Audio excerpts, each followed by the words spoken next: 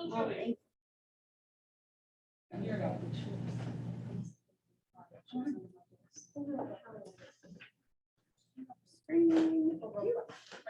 we have, and you running them videos, you're always on, is it just Jackson?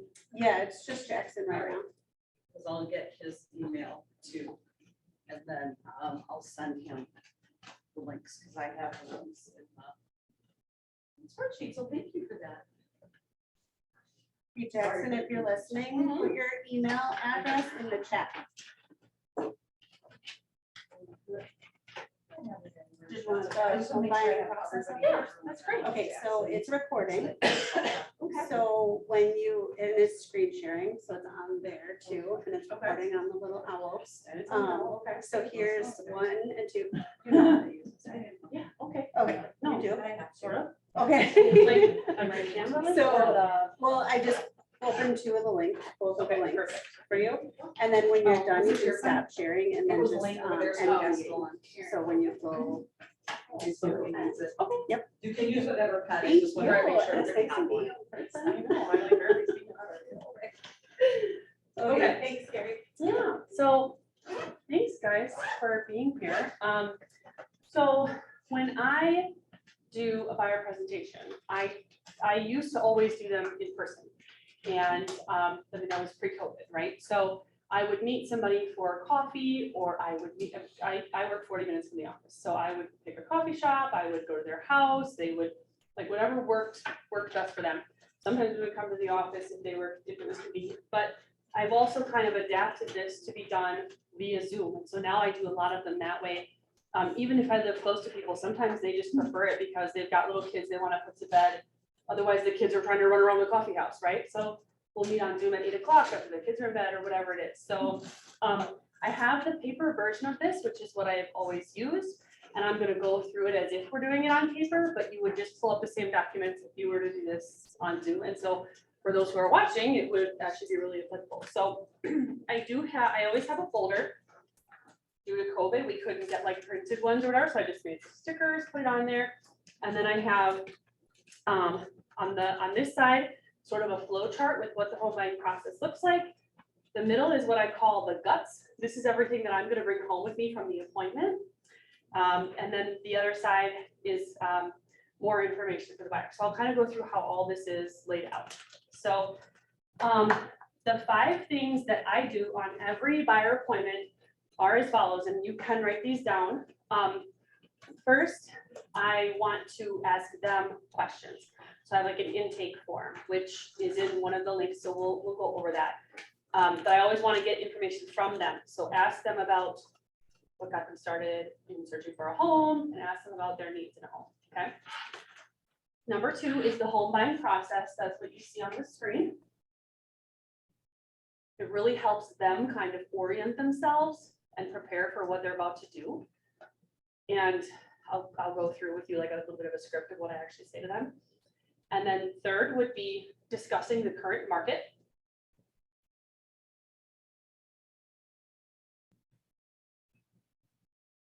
4th is the true costs of buying.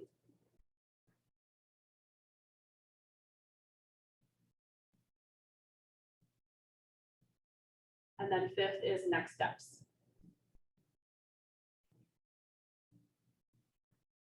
And when I was new to doing this, I would literally put a Post-it note inside my folder with those 5 things so that I wouldn't forget. And it wasn't embarrassing or cheesy. I would just say to my client like, oh, I had an idea of a couple things I want to talk to you about today, so I wrote them down. Is there anything you want to add to this list? I always ask that question when I'm getting started. Is there anything you wanted to talk about? Because sometimes they have something in their head that they're going to keep like playing on repeat and they're only half listening to you because they're trying to forget their question. And so if we can just add it to that Post-it note, we'll just jot it down, then we know we'll circle back to it. Make sure we get their questions answered. Maybe it's something really silly that you're already going to answer, but they're just like, you know. So item number 1 is that buyer intake form. And I'm going to pull it up. Hold on. I think I have to scroll through all these pages. Here we go. we call this like a buyer info sheet. Mine is laid out in a really strange way because this is the way that my admin Jessica and I kind of process through clients' information. Okay, you arrange these in any order. It originally started as like questions 1 through 20, and they were just all in a row. And then we started kind of grouping them differently because when I'm going through a conversation with somebody, this is kind of the flow that I seem to take. And so it just worked out for like our brains. But it probably won't work for everybody. It's very like nonsensical sometimes for those who are like really ordered thinkers. So this might not be a good fit for you, but you do have a copy of this. It's in one of the 2 links, and we can go through it, but you can personalize this. You could just copy everything that I've done and put it in numerical order. You could take this exact form and change the logo at the top and use it, whatever you guys want to do, okay? So basically during this step 1, where I'm trying to get their information, I want the who, what, where, when, why, how of their home search. So who are you? What are you trying to buy? Where are you buying it? What's your timeline? That'd be the when. And then how is always, are you paying cash or you get, let's talk about pre-approval, that kind of a thing, okay? It is really weird to start out the first time you've ever met somebody, getting their full name and middle initial. Because they're like, are you gonna ask for my social next? Like what? You know, so they get a little uncomfortable. So sometimes I leave the names. I mean, I obviously know their first name because I made an appointment with them. I might know their last name. They might have already been pre-approved when they came to me. So I might know, they might be from my sphere and maybe I know them really well, but don't feel like you have to fill this in order if it doesn't feel natural, right? So sometimes I start with like the house. How much you guys are looking for in a home? Or a really good opener is what started you on the path to homeownership? That's a really good opener. And they will just unload information, right? I usually have to watch my watch and try to keep this under 15 minutes because they could talk all day. Most of the time what I find, this is a really interesting concept, is that the pain of their current situation will push them to a certain point, and then to get to the rest of the way, like over the hump, the vision of where they're going has to pull them the rest of the way. So we heard this on my KW thing a while ago, was pain pushes until vision pulls. And so they're like, oh, I hate my apartment. It's really terrible. I have 7 kids and 4 dogs and we just don't fit. And that gets them to like here. And then they're like, oh, but I'm dreaming about the houses I can get into. That's like what pulls them the rest of the way. And so oftentimes they want to like go look at houses, but maybe we want to pull back because we need to get pre-approved. We want to make sure we're showing you the right thing. I know you're excited to go look at houses, but currently there are no houses that are big enough for your family. So instead of just like looking at everything that's on the market, let's really stick to your criteria. I'm not gonna take you to see a 2-bedroom if you're in a 2-bedroom apartment and you hate it, right? How do we have that conversation about like, let's just slow down and wait for the right thing because I don't want you to settle. How do we make it sound like an advantage to them as opposed to, I don't want to waste my time, right? So that's part of this conversation is like, when we go to see property, we're using your criteria, let's talk about what that criteria is. And then I dive more into that conversation when we get to the steps as well. So the way we worded these questions works really well for not sounding like it can be abrasive to say, why do you want to buy a house? But to say what got you started on the path is a little softer way of wording that, right? So that's why it is the way it is. We do have information about the lender here. So if they came to you with a lender that they're pretty set on using, great. We have lender referral, yes or no? Like, do we need to send this information over to a lender who we work with after this conversation? That kind of thing. So any questions about this? Okay, and we can actually dive into personalizing this as we go through. So step 2 would be this home buying process. And this one's in a separate file because it's horizontal. So this is the item that's on the left side of the folder. This is kind of where we begin. When I'm talking through this, I even if it's an experienced home purchaser who's maybe on their 4th purchase, I still like to go over this because it's not something they do every day. They probably do it every 5 to 7 years at most, right? So we talk through like exactly what's going to happen in this order. And this is literally what I say. You start by finding an agent. That's what we're doing today. We're getting to know each other. Then you're going to get a mortgage pre-approval if you haven't yet. We're going to introduce you to some lenders who we think do a really good job. You're going to talk with them about your down payment amount, establish your budget. Then we'll go look at homes. And we always try not to look at homes until we have our pre-approval letter because with the speed of the market, if you walk into a house, you're like, oh my gosh, I love it. there could already be an offer on the table or on its way. And we want to make sure that you don't miss out on something. I try not to talk about me wasting time, because obviously that's not a value to them, right? So we want to make sure you don't become heartbroken when we're in the property and you love it and you miss out on the chance to write an offer because we don't have the pre-approval yet. So I want to make sure we get all our ducks in a row, get everything set up so that when you do find the house, you're like, I think this is it, we're ready, okay? Then we're gonna, when we're on the home showings, this is when I talk about it again. We want to make sure we stick to your criteria. I want to make sure that even if there's a shortage of options on the market, I would hate to bring you to a property that doesn't actually meet the criteria that we've set. So, I mean, if your criteria changes over time, that's okay, let me know. But I want to make sure I'm not taking you to see a house that doesn't have enough bedrooms, or doesn't have enough bathrooms to meet what you're looking for. Because I don't want to waste your time. Make it about them and not wasting their time. And hopefully then it also saves you the time.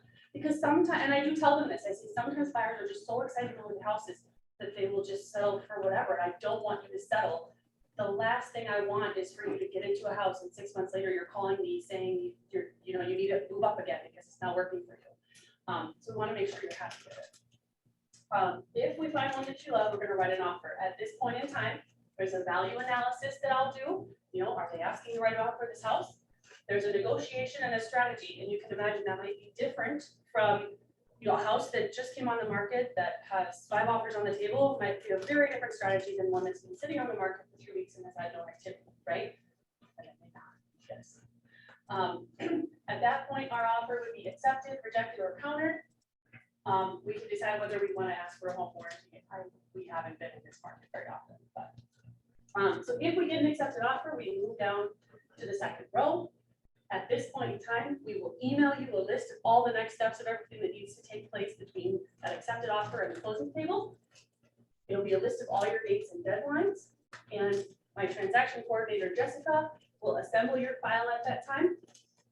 And then I used to actually have her photo right here. I want people to know when I transition you to Jessica, my transaction coordinator, I'm not abandoning you. I'm still the person who's handling any negotiations, but she's going to be the one who keeps the documents and the dates and the deadlines all in order on a spreadsheet. She is much more organized than I am.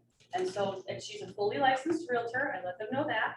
And so she's capable of doing everything that I do, but we really try to play to our strengths. She's the organized, calculating, steady personality, and I'm much better at negotiations and putting offers together. Our compliance team also reviews your offer here. Then the next email list of next steps, here's kind of what they are. So we're going to tell you to deliver your earnest money. And then I asked them, do you know what earnest money is? And we talk through what that is and how it's used. We would schedule anything relating to our contingencies. So if we have a home inspection, if there's a radon test, if there's well and septic, if there's an appraisal, and I say if because you never know in this market whether they're going to waive any of these things, right?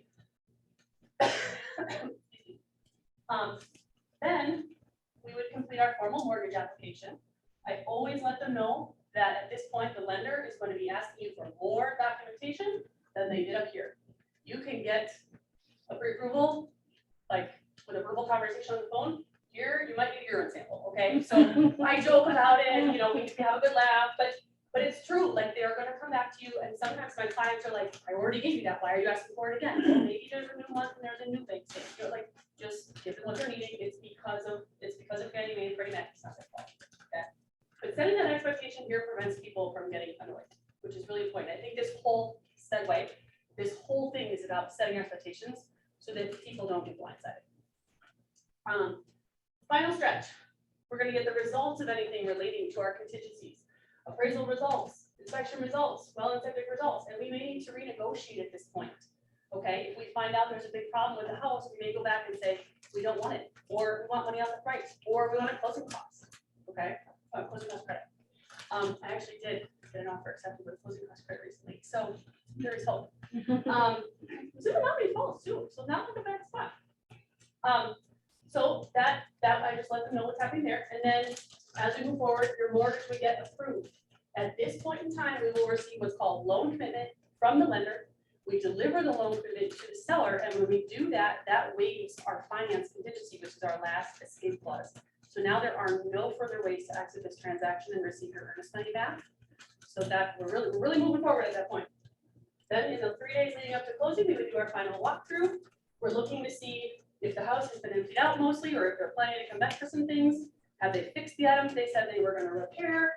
Has anything changed about the condition of the property between the time we wrote the offer and the time of closing? I had a vacant property once that I wrote on, and the toilet leaked, or the house is, empty and nobody's living there, and the toilet leaked from the time of the home inspection to the closing, a significant damage, so we ended up not closing.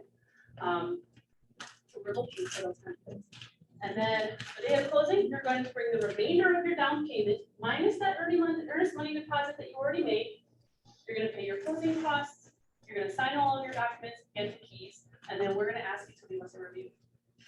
I always tell people that, just to set that expectation, so when they get that question later, they're not surprised. I usually say to people that the reason we prepared you by showing this to you is because buying a home is one of like the 5 most stressful things people do in their life. The studies show it's like right up there with the death of a parent, the birth of a child, okay? So I can't protect you from the stress, but if I tell you what's going to happen, it might be less stressful, okay? And usually they end up agreeing. We usually if you have a couple, opposites attract, right? Usually there's one person in a couple who is like, wants to know all the details, and there's one person who's like, just give me the big picture, it's fine, we'll roll with it, right? The ones who are more detail oriented tend to magnet this to their fridge and like check off each box as we go through closing. But I have to say, when I was a new agent, like I could have used this. I got my first accepted offer and I didn't even know what to do next, right? So if there's anybody in the room who is newer to the industry, this could be a help even for you, if not for your clients, right? You could be like, oh, I have an accepted offer. What do I do next? Oh, I should email them their dates and deadlines, right? So I just think this is a really helpful document. And again, you can tweak it however you want to. So that was step 2. Oh, by the way, when I did step 1, which was the buyer info sheet, that was in the guts, this centerpiece, because I'm going to bring it back to the office with me. Okay, so I just like to point that out where these are located in the folder. So then I will move to the other half of the folder. And so the next thing I talk about is actually the market. There's nothing in my folder that is like the market, okay? I usually end up pulling this up on my computer. If I'm with them at a coffee shop, I'll pull it up. If I'm on Zoom, I'll pull it up. Anybody know? I was gonna say if they had.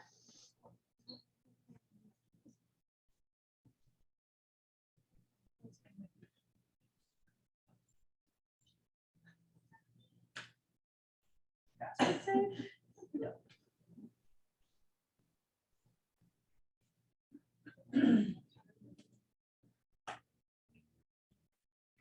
Sorry, you guys.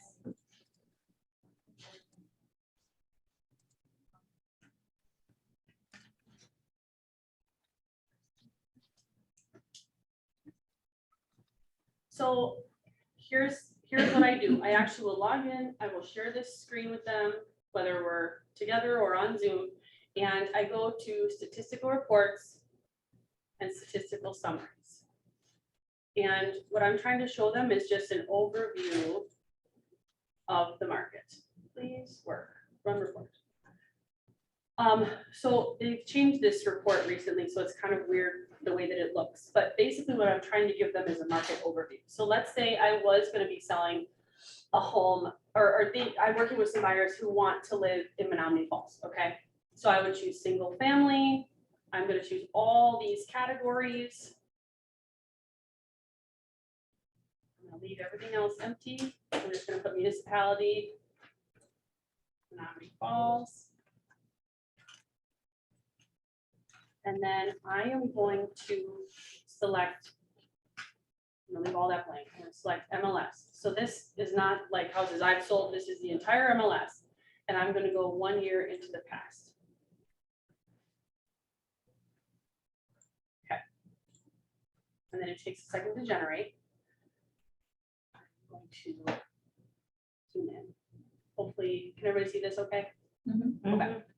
So what I tell them is I want you to kind of get an idea of how things are going in the market. And in the back of your head, you can be thinking about like when you ask them what they're looking for a home, if they told you they want to spend $250, you can be thinking about that as you talk through this. So in Menominee Falls, in the last 12 months, we've had 512 homes sell.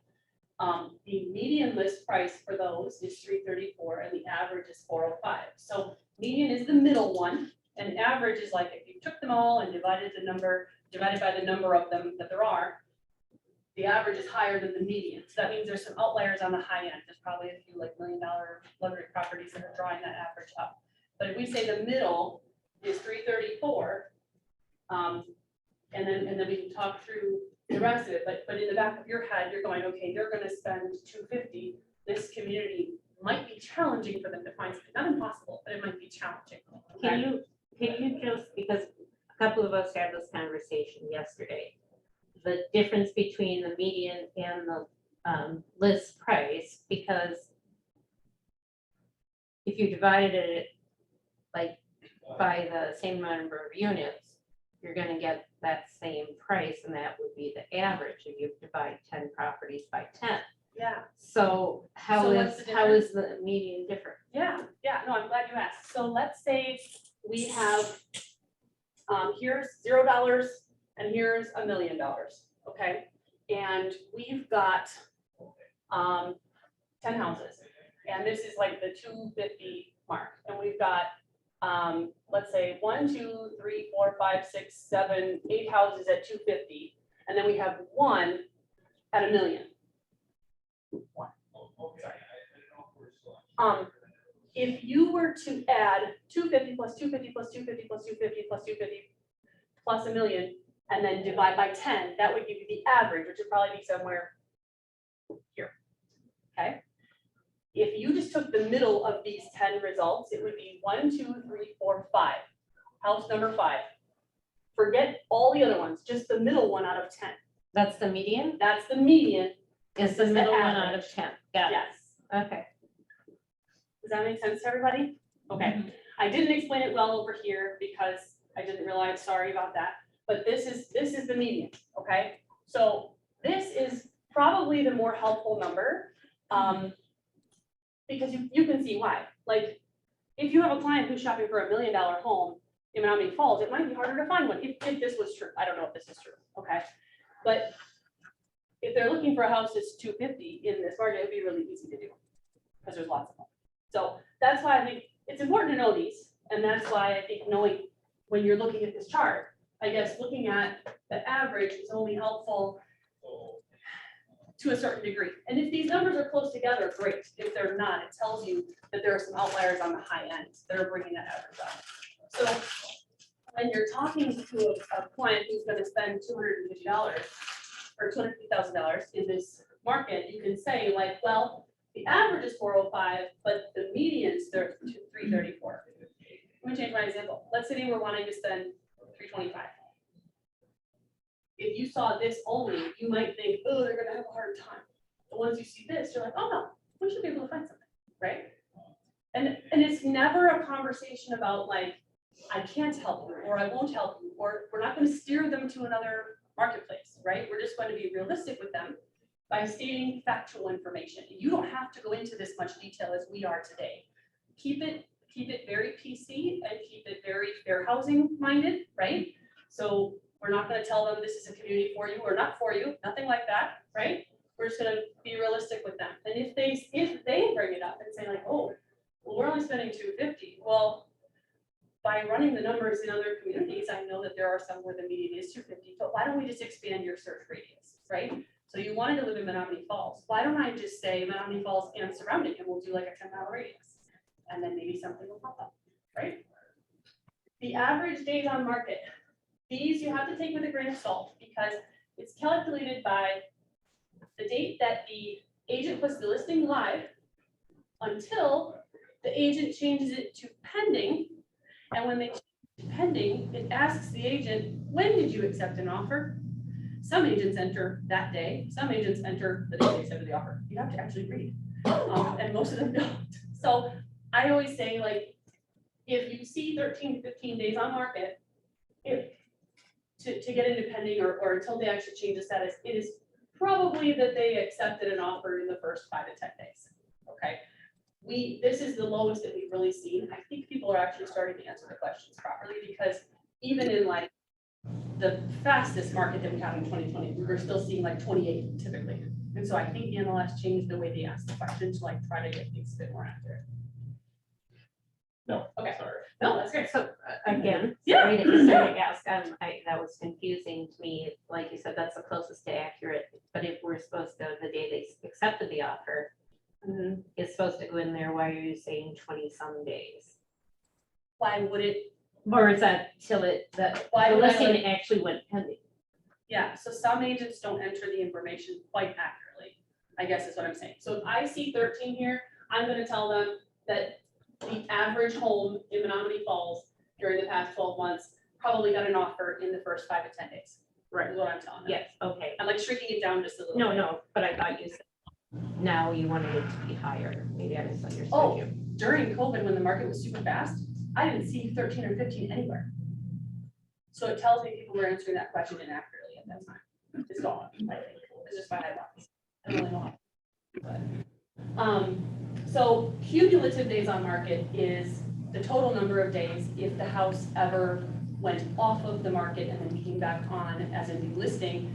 You know, it might only have been 13 days in the new listing, but it had been on the market a couple of days before, and then they withdrew it, or they took it off the market. You would never have a house on the market for 2 days. These are averages, okay? So it's likely that a bunch of them had low numbers, and then there was like one on the high end that had been on the market for a long time, went off the market, came back on as a new listing, that kind of thing. That's why these are skewed. Hope that makes sense. Don't worry about it. It's not super important. So, yeah.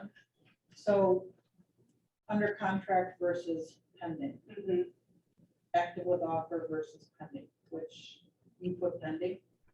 So I moved my property into active with offer. But then when I moved into pending, I'm supposed to tell them when did it go pending, and I'm supposed to put in the date. Or when did it get an active offer, and I'm supposed to put in that earlier date by hand when I switch it to pending. And some of us don't even remember. Oh, when I have to look back through my spreadsheet, when did I get the accepted offer on that property, right? So that's the inaccuracies. Agents aren't always putting that other date. Sometimes they're just putting the date they moved it from active with offer into pending. Does that make sense? Okay. Anyway, I have a question with that though. Yeah. Not to change it, but okay, so if you have a listing and then you accept an offer and you know you're going to MLS and you have to put, aren't you supposed to put pending if you don't want to continue showings?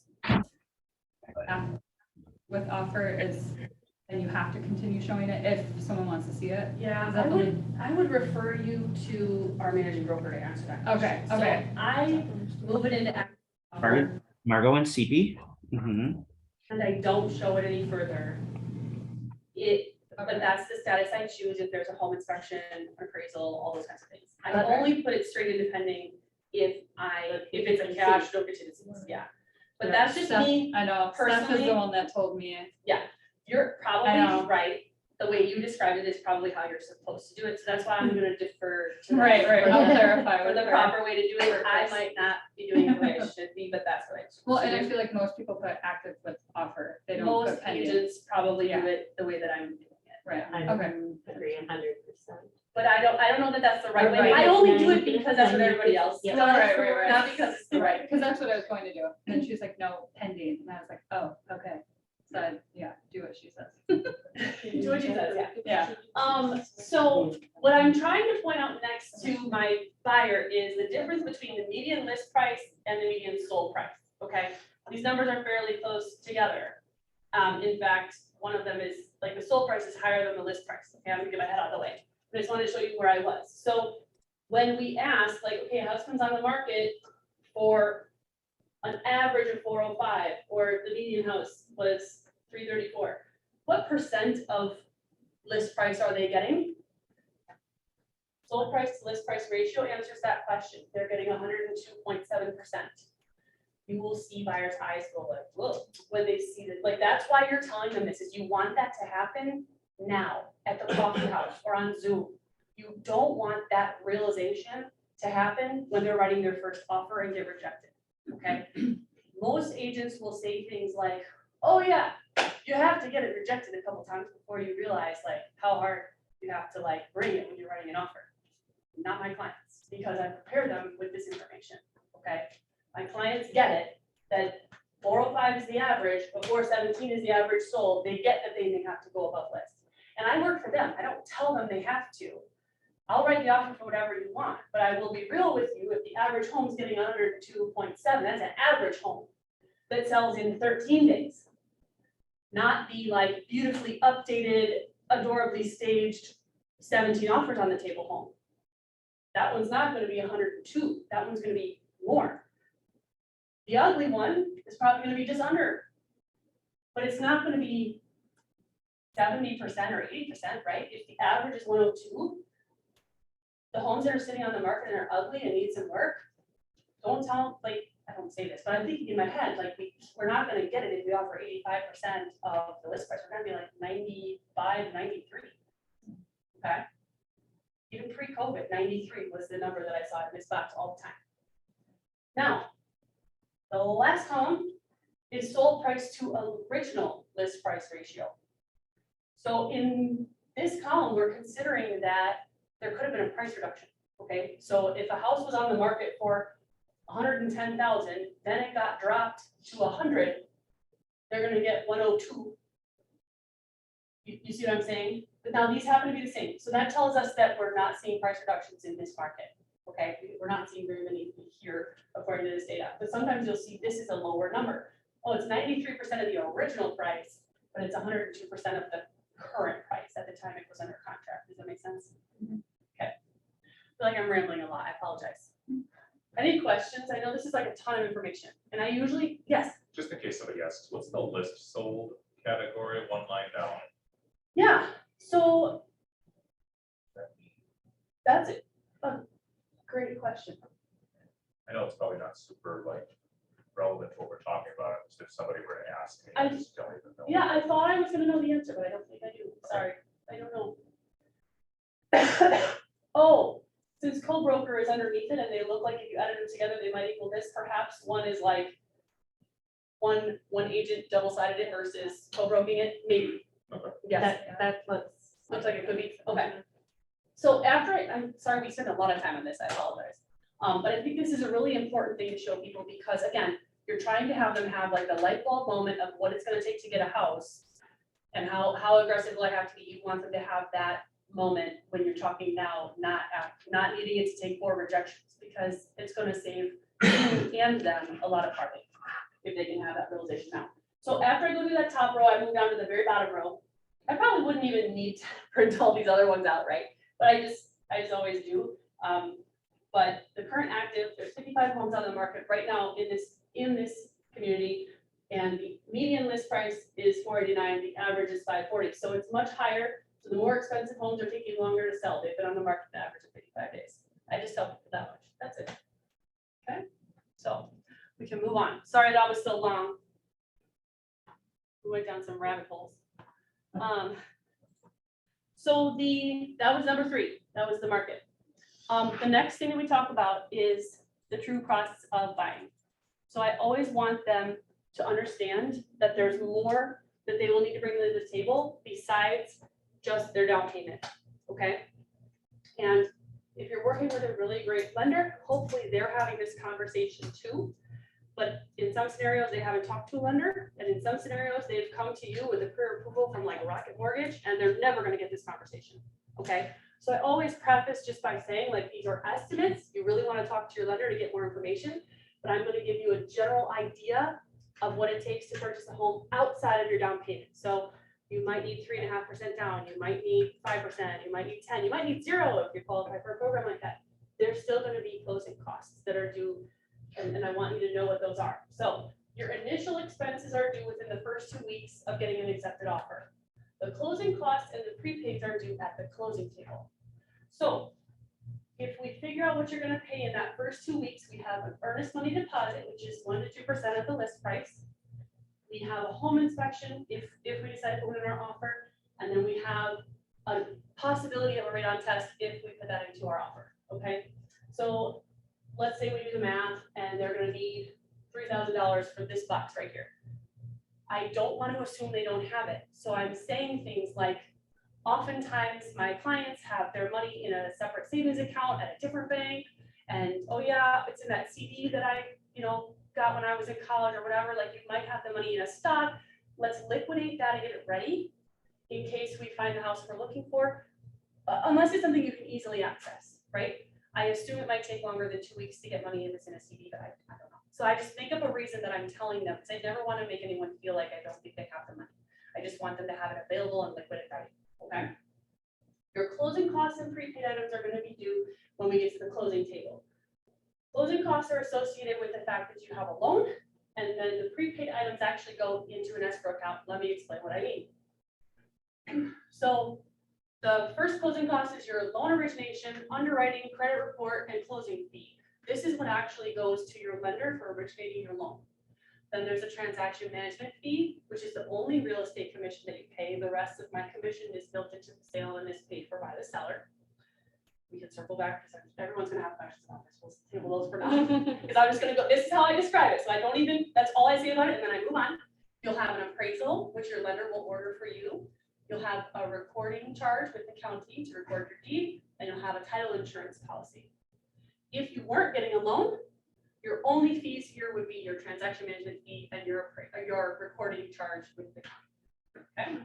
Okay. Your prepaid items. I always flip my paper over and I draw a picture. And so I'm literally going to draw for you what I would say to them. So let's say you bought a house today. It is 9/20. Your first mortgage payment will not be due until 11/1. So you're living in the house for 10 days this month and then 30 days next month before you would make a payment. Have you ever gotten a new cell phone or cable or something and you get your first bill and you're like, why is it twice as high? Because they're charging you for the next month and the current time you've had the service, right? We don't want that to happen on your first mortgage payment because that would really suck if it was twice as high, okay? So the bank is saying, we're totally cool with you not paying any principal and you can live here for 40 days, no problem. However, we would like 40 days worth of interest paid at the closing table. We would like 40 days worth of homeowner's insurance paid at the closing table. We would like 40 days worth of your taxes paid at the closing table. Okay, is this making sense? Yes, I'm so thankful. I never knew how to explain. I know, right? So those are 3 things that you have 40 days worth, okay? And there's another thing, which is a full year's worth of homeowner's insurance because that is paid in advance. So you have to pay a full year and then you have to put 40 days aside so that next year there's enough in the account to pay it. Does that make sense? So all of those 40-day things I just described are going into what's called an escrow account with the lender. It's your money, it just gets held in this little tank so that when your taxes come due or your homeowner's insurance come due, they can go ahead and pay it for you. Obviously not your interest, that just goes to the bank. Does that make sense? Okay, I literally draw this on the back side of one of these papers every time. And if I'm on Zoom, I might draw it on a paper and hold it up, or I might just hand talk in the air like this. But I try to make it visual because I'm a visual person. I want to try to convey that to them. So, and then I'll ask them if they have any questions about this. And then I'll usually try to figure out an estimate for them. All these numbers that we used, for homeowners insurance, whatever, all of this, I worked with my lender and my title company to calculate these numbers based on my average home sale price, which I think at the time was $250. I should probably recalculate now that my average home price is in the 300s.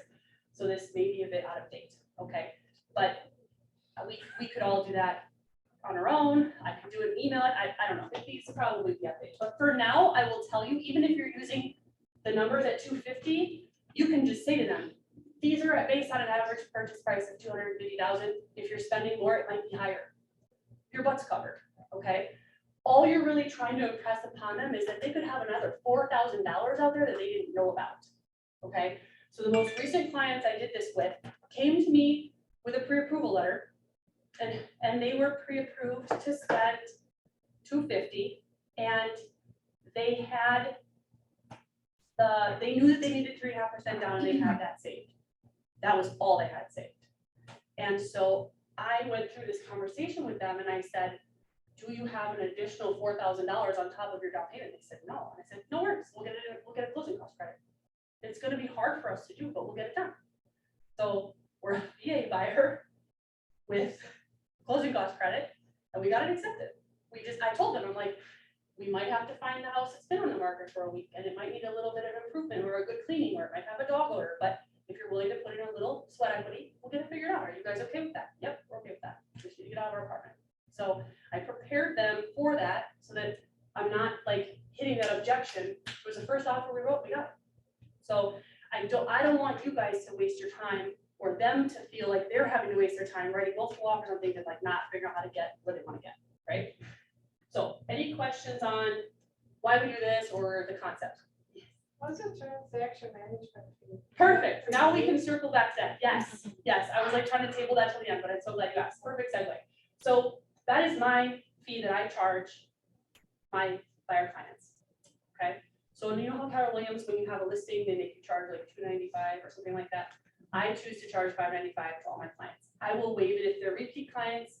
I will waive it if they're doing like a sale and a purchase with me. I'll waive it if it's family. I'll waive it if it's a veteran who looks like they're struggling. Like I'll waive it if I feel like it. But I always just put it in here and I set the expectation that that's normal because I can always choose to undo it later. It's hard to add it on later. So that's just something that I started charging when I started to feel like I'm experienced enough. I'm providing way more value than the average agent. No other agents sit down and have these conversations, right? Who has these conversations? Nobody. So I'm like, I should charge for this. Because You charge $295 for a listing or $595? I charge $595. $295 goes to KW and I keep the rest. Okay. I have a transaction manager who's a full-time licensed realtor who's working for these clients at the same time I am. They're getting really good service. They're getting to sit down with me for probably over an hour to have this conversation. So I don't feel bad charging for it. When I first had a team leader tell me to charge this, I was like, oh my God, how am I gonna do that, right? And now it's just normal. It rolls off my tongue like it's normal because it's become so normal and I haven't hit objection. Once I figured out how to explain it, my buyers are like, oh, that's the only realtor commission we have? Okay, cool. The rest of it's paid by the seller? Okay, cool. And it's just amazing. People won't even blink. I was gonna ask that myself. I've heard of a few, like charging like 2,500. Okay. I mean, if they're getting it to work, they should do it, fine. You know, but I mean, some of us, the other thing too is like when I charge down a listing, I might be lowering my commission percentage, right? If I'm not charging what I normally would charge, maybe it's somebody from my church and I'm like, oh, I'm gonna do it for 5.25, but we have this 595, which covers our photography and our sign install, like it at least covers the basics, you know, so it's kind of nice. But on a buyer, I am doing a lot more running around for them, and the commission offered is 2.4%, you know. And we got a lot of guidance for that sort of thing. I mean, I was told to put it, at least in my original firm, but they weren't very helpful for anything whatsoever. Okay. Yeah, I mean, and I would love to chat with you more about like what advice you're looking for, or if you want to ask now, that's okay too.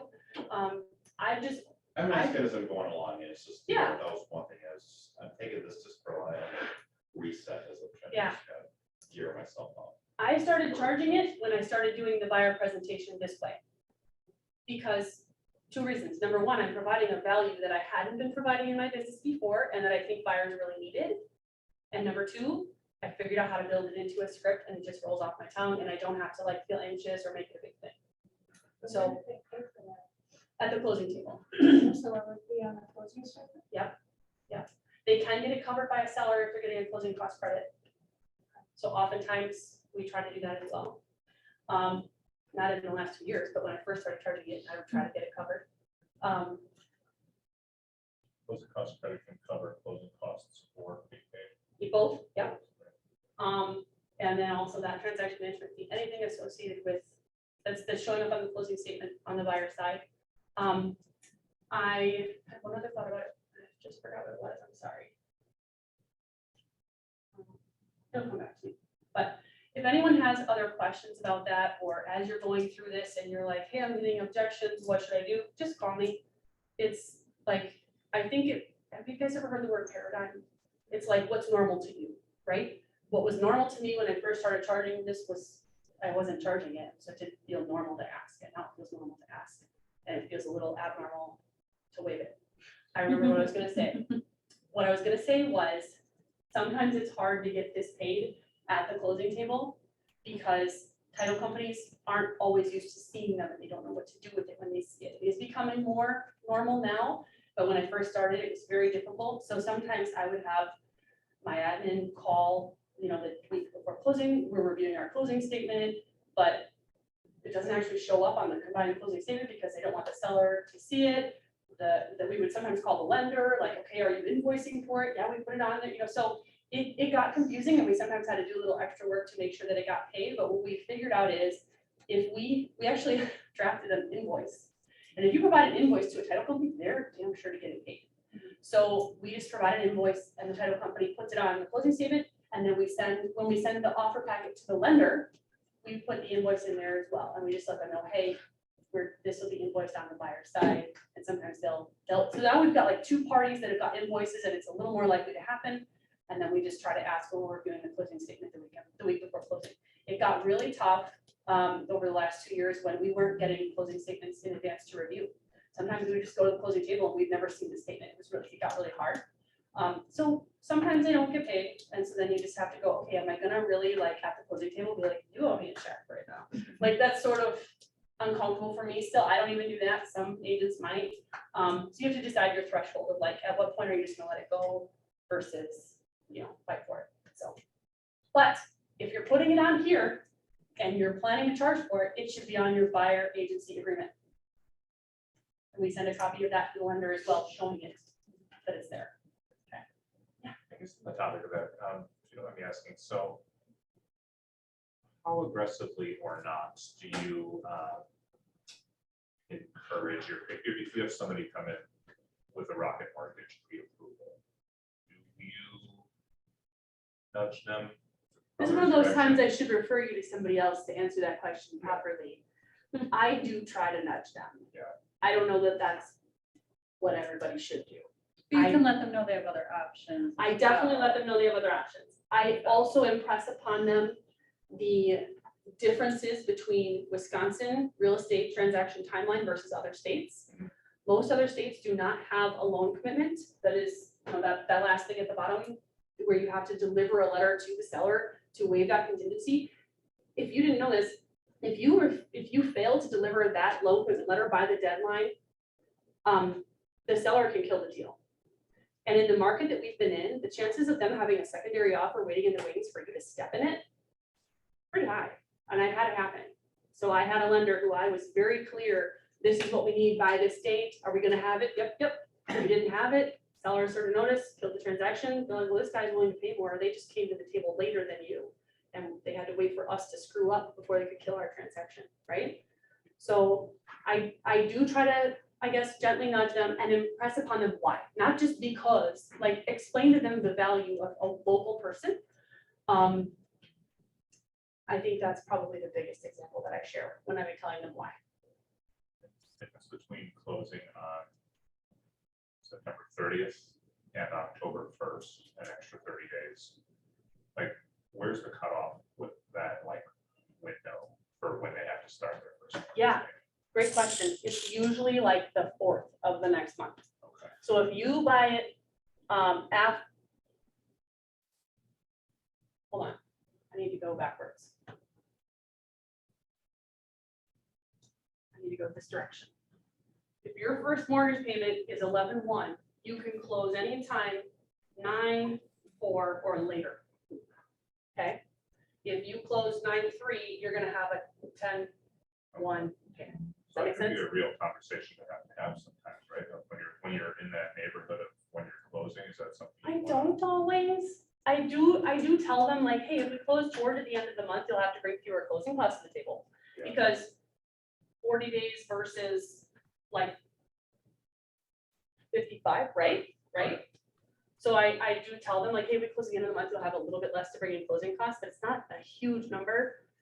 And if they say to me like, hey, we have a rent payment 10/1 and we don't want a mortgage payment until 11/1, okay, then it's an important conversation to have. If they're just like living in their mom's basement or they don't care, then I don't even talk about it. Unless it's to describe what closing costs are. Is that something that their lender is typically discussing with them anyways, or no? Do you Don't hope ever so? assume their lender's telling them Probably not. anything, Okay, ever. So that's why I do all this, because I had enough instances where lenders didn't tell them anything. That's usually the biggest surprise that I used to find is that you'd assume that, you know, Right. right. that it Well, was all taken care of and when and we- nobody explained it. Yeah, and when I sit down to talk to them, again, I'm repeating this for like the 8th time, but bear with me. I don't want them to feel like I don't think they have it, right? So I share stories of why we're talking about this. So I tell them, and you can all rip off this story and pretend it was you. I tell them, when I bought my first house, I had my 3.5% down payment ready to go. And then I was under contract and they were like, oh yeah, you have to bring an extra $4,000 to the closing table. I had no idea. And I'm 23 years old and I had to call my dad and get a gift and then get a letter that I didn't have to pay back that gift because they won't let you borrow any of this, right? I was like, I just don't want that for you. You can, if you don't have it, we can get it covered by the seller. We can get a gift from your mom. We can do whatever you need to do. But it's good to know instead of be blindsided 4 days before closing, like I was. That's like what I'm trying to prevent for people, right? It's gonna be a stressful time, but the more I prepare you, the less stressful it will be, right? Don't be blindsided. That's what I'm trying. Okay, we're going to the next thing. I don't know how we're doing that time. It's only 2, not bad. Okay. There's a couple of chats. Oh, I'm so sorry. Thank you for telling me. Whoever's in the chat, I'm sorry. In an overly competitive environment where you're likely going to have to write several offers before one is accepted, do some agents make their transaction management fee adjustable? That's a great question, and if people are doing it, that's probably smart. I haven't done it. I think, like when I've never even been asked that question, I never thought to do it. I'm trying to figure out how would I get them to be okay with paying it for every offer I write when they just got rejected, which is like heartbreaking.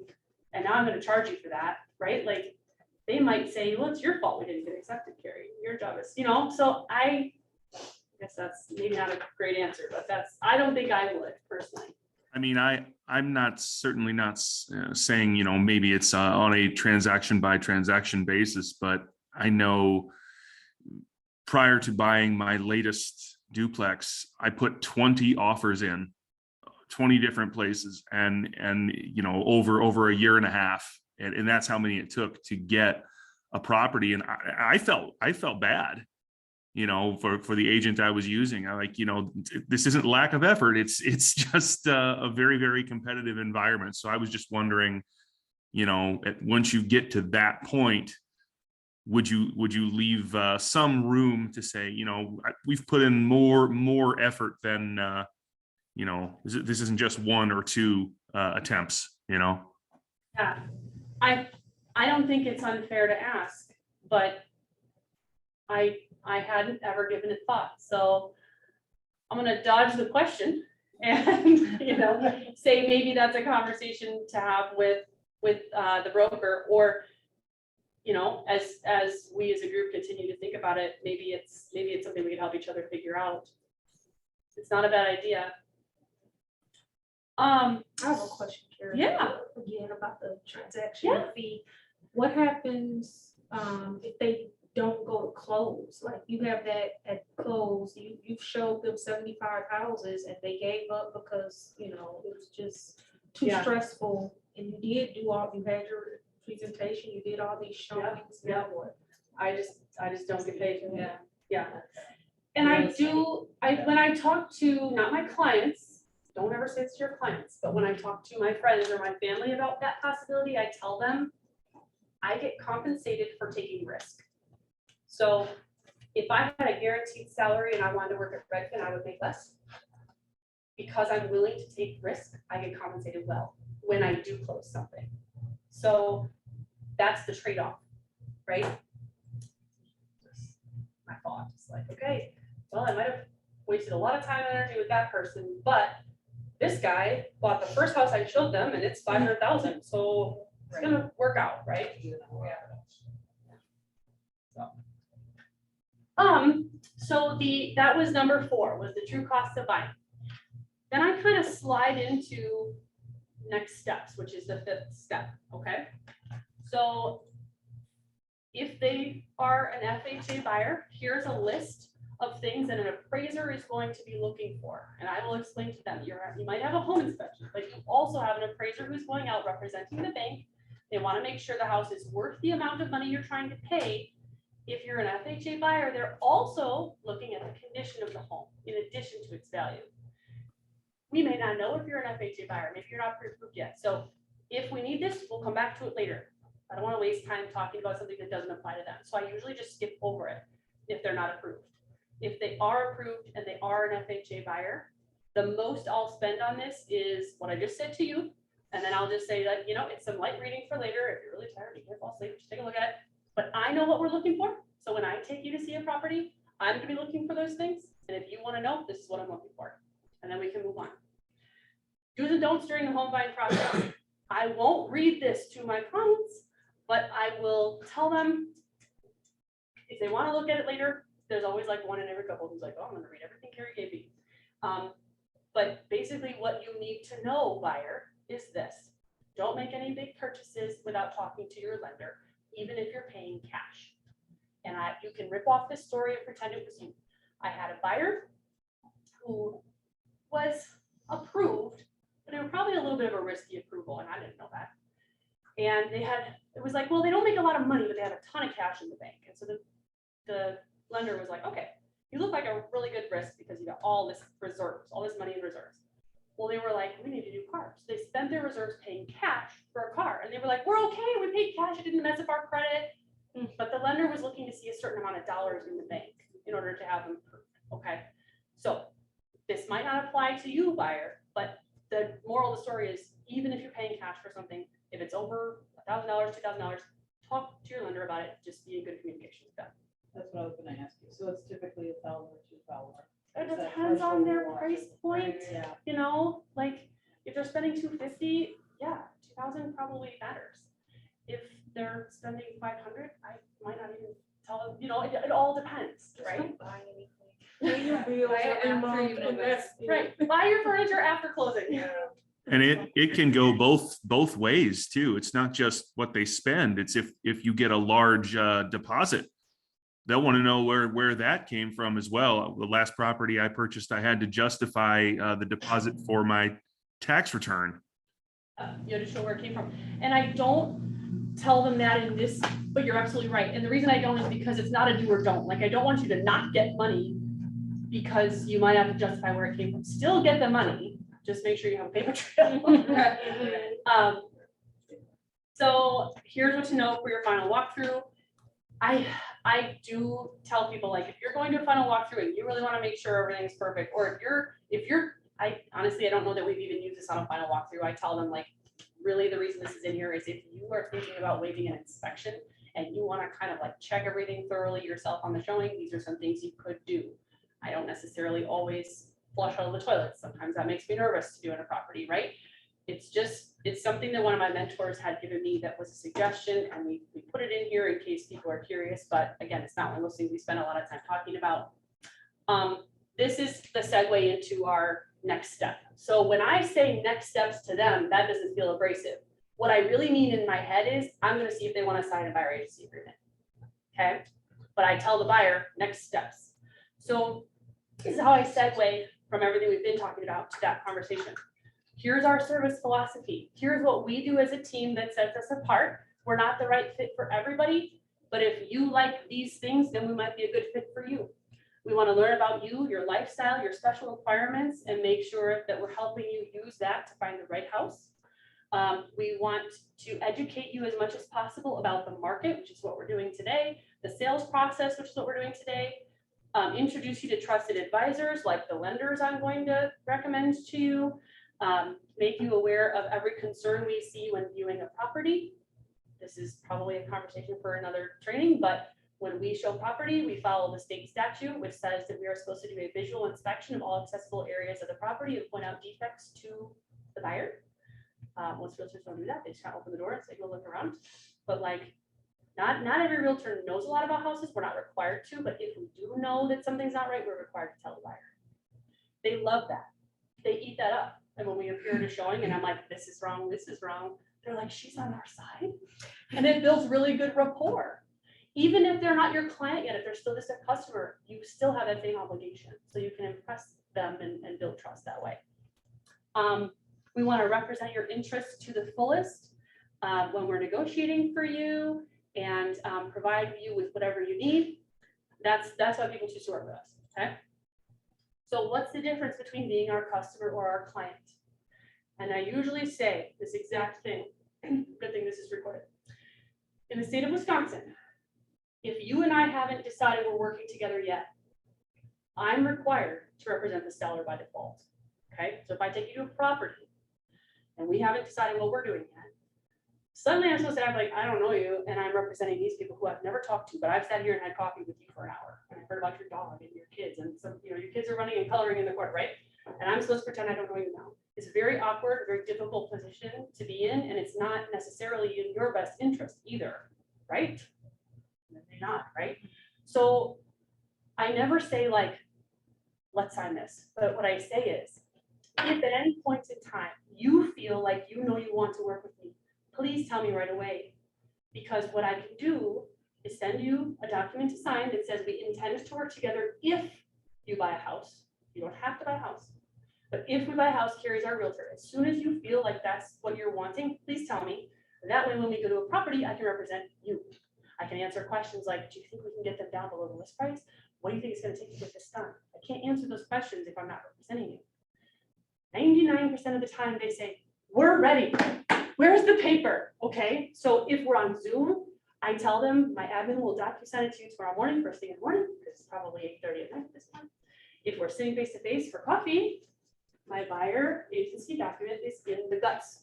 This is the stuff I'm bringing back to the office, right? I have it pre-filled in, any purchase price, my compensation, my $5.95 fee. All I have to fill in is the dates, like the term. And so we talk through it. But this is a really easy way to get people to want to work, to commit to working with you, I should say. And I do this with every buyer. And I will tell you, the loyalty has been much better since I started doing it this way. They're not as likely to go, like, oh, she's not available, I'm just gonna click the button on Zillow or whatever it is, okay? And when I get to the line about like the term of how long is this contract, I just say to them like, well, what are you comfortable with? How long do you think it's gonna take to find a home? Sometimes I'm like, it's gonna take us a year, put a year. And sometimes they say like, oh, probably, 3 to 6 months. I'm like, okay, I just go with whatever. I usually don't do anything less than 3 months. But if they say 2 years, well, sure, I'm gonna put 2 years, right? Like, why not? So the problem I was running into when there was a point in time where I sold this a little harder, and I was getting people to sign this document before they were pre-approved, and then they would find out that they don't qualify. Then I got all these weird buyer agency contracts sitting that don't even have buyers, right? So it was just sort of awkward. So if I have somebody who has not talked to a lender or is unsure whether they're going to get pre-approved, they'll usually tell me like, hey, we know we want to work with you, but let us get through the pre-approval and then we'll go right after before we go to see the first house. Are you good? And I'm like, yes, I'm great with that. Does that make sense? So I that's why I don't push hard. I just tell them when you're ready, please tell me, and here's why. And it works beautifully. So any questions on that? If it expires during the course of time, is it just a simple, hey, we just need to re-sign this again kind of thing, and you fire it over to them again? Yeah, and the wording is sometimes important, sometimes not. So I default to always wording carefully, like, hey, I want to make sure I can continue to represent you when we go to see the next house. So I just need to make sure, that we have an updated agreement on file. And then I docu-sign it over. What's in it for them, right? They want to be represented. Not what's in it for me. I want to make sure you're really going to use me. One thing I will add quickly, because I went through this myself, was especially for people who you have contracts that you say, let's take it out for a year. Just remember to keep an eye on how long their pre-approvals are good for. Yes. So one of the most beautiful things about having a full-time admin is, again, she's really great at the organization and the dates and the deadlines. So she will put in her calendar and mine when the buyer agency expires, like it's an all-day event, like up at the top of the Google Calendar. And then she will also put in there when their pre-approval expires. And then when she saves the files on her, in our file system, whether it's Command or the Drive or wherever they are, she will put last name, approval, and then the expiration date is in the document name. Same thing with the buyer agency. So the EXP to the date, right? So she knows when it expires. So that's her system. I didn't create that. I will not take credit for that. She's amazing at what she does. But that's how we're keeping track of that. So she'll oftentimes email them and DocuSign it over and have it like re-upped before I even know that it's expiring, which is really great. Yeah. So okay, so that's the customer client doc, and then that's the segue into signing the buyer agency agreement, whether it's DocuSign from Zoom or whether it's in the folder while you're at the coffee house. And then there's this one, if they are, I usually don't even touch on this if they go ahead and sign it. If they are like, oh, let us get pre-approved, and then we'll kind of see from there. I'll just point out, like, here's an explanation with a little bit more detail about what I offer when you become my client. Again, more of that light reading if you're ever tired.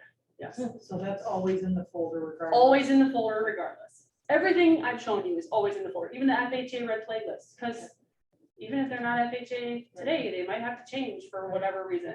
And they might look at it later and it's just like they're glazing Exactly. over while they're with you. Exactly, yeah. Some of them will never look at it. Some of them will throw this in the trash, but I hope that by even having it in here, they see that I tried hard to provide value. I think that's the last one. Oh, this is new. Who are we? We put this in our folder because we took Jessica's picture off of that flow chart. So now so you can see that's me, that's Jessica. Here's what we do. And then we have a text line, which is through Twilio through Command, which Jessica uses she doesn't like to give out her personal cell because she's not the client facing person. So she prefers to email them. Well, you know how often your clients check their email, right? So she uses our text number through Twilio in Command to be like, hey, there's something in your email for you to DocuSign. Please sign it today. And she'll send a little text to them through there. So she has a QR code that they can scan and save the contact as, what does she call it? Well, she doesn't mention that she wants them to sign things. That's the real reason that we have this on here, is so that she can text them to get them to sign things. But we tried to think, how could this add value? What's in it for them, right? So we can update you during the course of your transaction and client love events throughout the year. So like if we have client appreciation events, this is a way that we might tweak it. So we try to talk about what's in it for you. Save this contact in your phone as Douglas Real Estate Group. Okay. We thought that was, I don't know how helpful it's been. It's kind of new. I'd have to ask Jessica, to be honest, if it's working for her, but it's on there. And then we're back at the beginning. So How long have you guys been a team? 2.5 years. Yeah. She was a full-time agent and just felt like her personality was more drawn to the organizational side of that because that's her strength. And so, and I'll be honest, I hate doing paperwork and she loves it. So we just were like, let's play to our strengths and work together. And it's going good. Yeah. So, since this is truly supposed to be a workshop, do you guys want to pull up these links? Did they email them to you? Yeah. Okay. I didn't sign up, so That's okay. I can send it to you now. Okay. I just figure we could, That's with Canva. well, is that Makes it- okay? It makes it so much easier. Okay, good. Yeah. So I'll be So honest, much easier. if you guys haven't used Canva, this is a really, especially this buyer prep one, like each of these little lines is like its own text box, but they're grouped together. So if you get them detached and they go to weird spots, just hit undo until they go back where they're supposed to go. So you set this up as paper? I did, yes, all of it. I don't have the patience Actually, to do Jessica did. that, but it's so good. Well, yeah, and then sort of all, that's the thing, is like, I think that's why they made this more of a workshop this time, because I've done this before, and I just email these to people, and I'm like, yeah, don't do it. But what are the odds that you're gonna sit down and like make your own and create all these text boxes? Like, this is Jessica. I do. Did you try? Yours, yeah. So they said like, no, we're gonna make sure they have the link, that they can use it as a template, and they can just edit it. Because I wouldn't have sat down and take the time to do it. Just if I didn't have Jessica, we probably wouldn't have this. And that's why I was Etsy, just Etsy has them. to Do download. they? Etsy, yeah, they have all that. She should sell hers on Etsy. She I'm gonna should, tell Jessica. Cause that they're she- just like this, where they're simple but complicated to do. Like, where Yeah. I'm not trying to like make everything even and perfect like that. I'd rather just pay for it and have it done. Well, and we have enough other things that we should be doing besides spending 3 hours in Canva. Yeah. So let me figure out how to send this to you. You know what, I'm gonna do it from my phone. Okay, so. So I'll just like help you or answer questions or whatever we need to do. What time are we supposed to be finished? Like 3:50. 3 o'clock, 3 3 o'clock. o'clock. Okay, so we still have 40 minutes. You can all walk out of here with a presentation in 40 minutes. You just have to go to Walmart and get some back to school folders, okay? You don't even have to put a sticker on it. Like, there was one point in time where we just handed out plain black folders. Katie, can you send it to me also? I put my email in the chat. Perfect. You need me, mine. Yes. Hang on. Let me find it and then I'm gonna hit forward. Yeah. I was in Canva too. Oh, that's Canva? Well, it say it there? No, but you're still in the email, because this is. So do I need to download Yeah, it but the thing first? is, it's not giving me a share.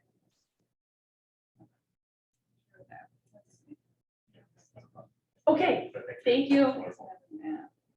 All right, what is your email? TERESE That's what I need. KOLP as in Peter. Yeah. Oh, it popped up. All right, and then in the chat, I'm going to send this to Oh, I have J Music, and then I'll get through the list of the rest.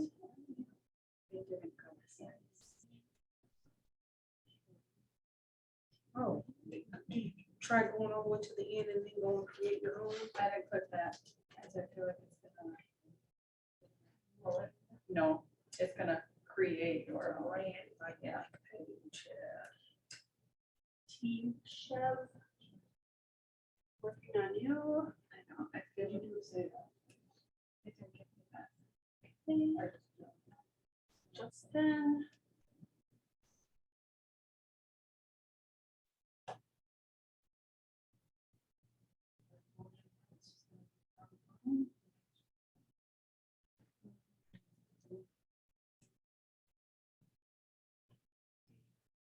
Here. One second. That's not it. Hold on, there's gotta be.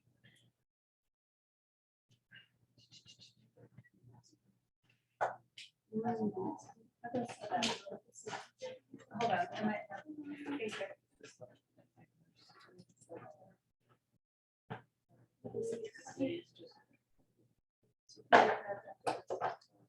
Or am I-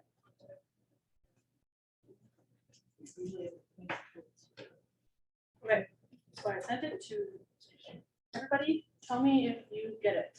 Okay, so now the only thing is the link that, so Chris sent us Yes. 2 links to it, but now when you open it, it doesn't open it like in Canva. So And now we're having a hard time getting it as a template. to go to Canva. Okay. And what is Canva? So Canva is a free graphic design software hosted on a website. So you don't have to download the software to computer. You just go to canva.com and you can create a free account. Is it CANVA? CANVA, yes. So, like this is after clicking. Click it, and then brings it to this, but now. There was something that said use as a template. Is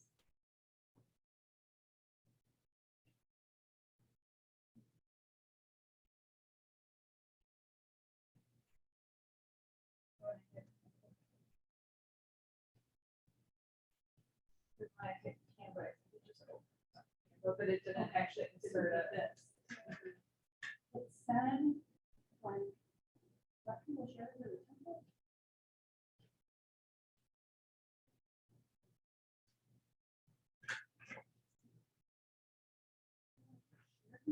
template.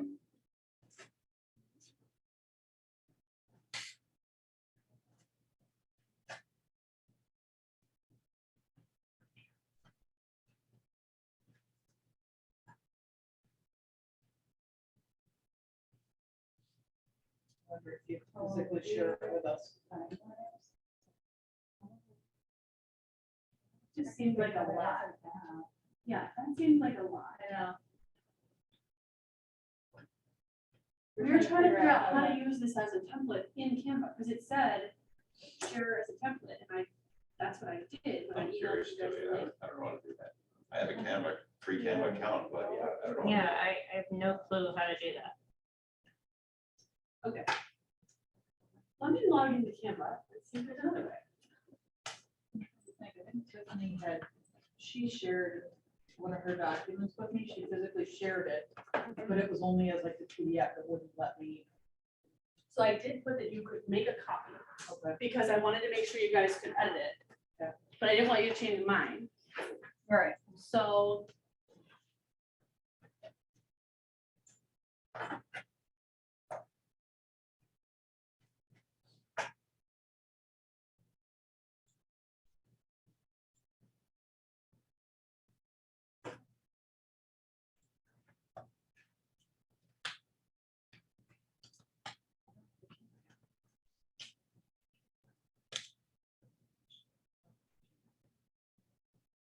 I guess. Go on, look at it.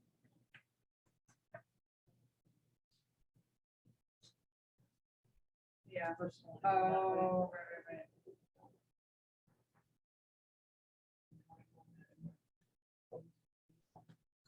right.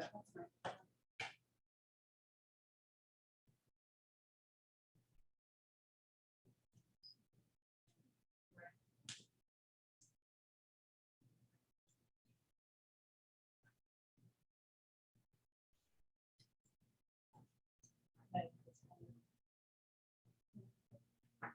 yeah, let's change it. Yeah.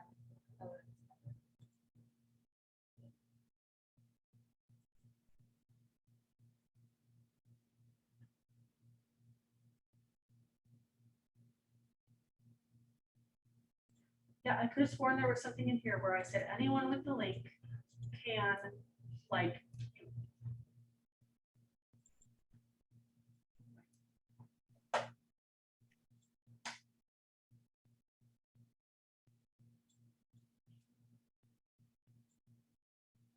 Thought there was a like, use this as a template, but I must be crazy. All right, so here's what I'm gonna do. Just so that mine doesn't get edited, I'm gonna make a copy.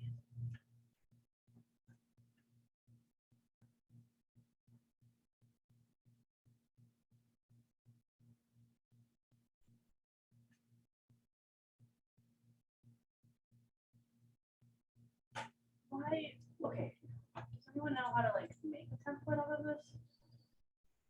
I paid for Canva, and I don't even know how to use it. Right. We pay for like the $10 a month one because we do use it a lot. I paid for it by accident. I forgot to do it after my free trial. Forgot to cancel. Yeah. Yeah, I wish, I'm so sorry, guys. I wish I knew how to make a template out of it. But Okay, so when it was back on yours, on it, and it said make a copy, Yeah. what did it do with that? there wasn't a template option. But I was gonna share that copy, is what I was gonna do. So will it let you, if you, I was gonna say otherwise, if you download it and then send it, It'll just be a PDF. but we can upload PDFs into Canva. Oh, Can And you never maybe- use Can you edit them? Well, I mean, we could try. you might lose all those like pretty text I was boxes, gonna say, right? lose all of the- All the work. Trying to avoid. Okay, so here's, Cause yeah, can view, right, we won't be able to. okay, I'm gonna do can edit, but please don't edit it. Please make a copy. Okay, I need to somehow get everybody's email, so I'm gonna copy the ones out of the chat first.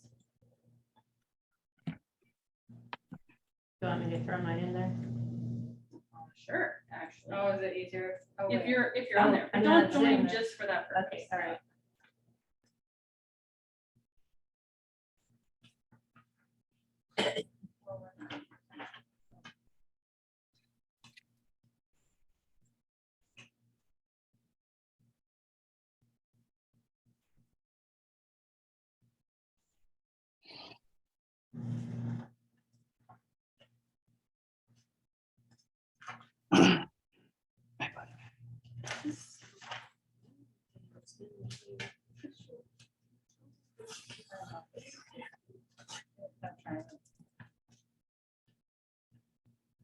All right. Oh, Who wants to come type their email in? Is that an okay thing to ask? yeah, that's a lot easier. Sorry. I was just sending you an email, I would change that. I just figured that's the easiest way.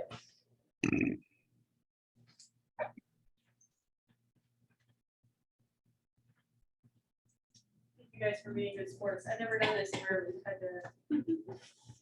Like I usually just like, I'll email you the PDF, go make your own, right? Like, or, I mean, this is gonna be better than just. Either way, it's Sure. fine. Okay. Just give me something to look at. So, Carrie, how Thank did you. you? Right?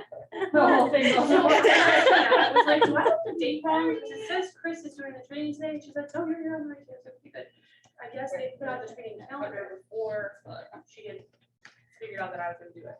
Oh. I had the same question. Yeah, put on. I was gonna hit her with something else, and then I'm like, oh, she's not here. Sorry. It's okay, no, you were wonderful. Thanks.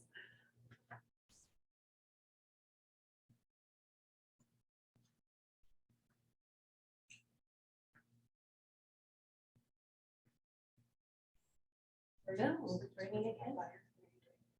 So it used to be very fire heavy, and that's why I really had to like dial this in, because otherwise, like I had to.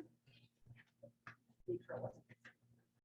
But, it's now, like I was in last year, it was like 30% listings, like that was like your core of my business, and this year it's like more listings and buyers, but I also think that's the market. Get a whole bunch of these on the market, right, like this, right? Last week was Charlie was saying too.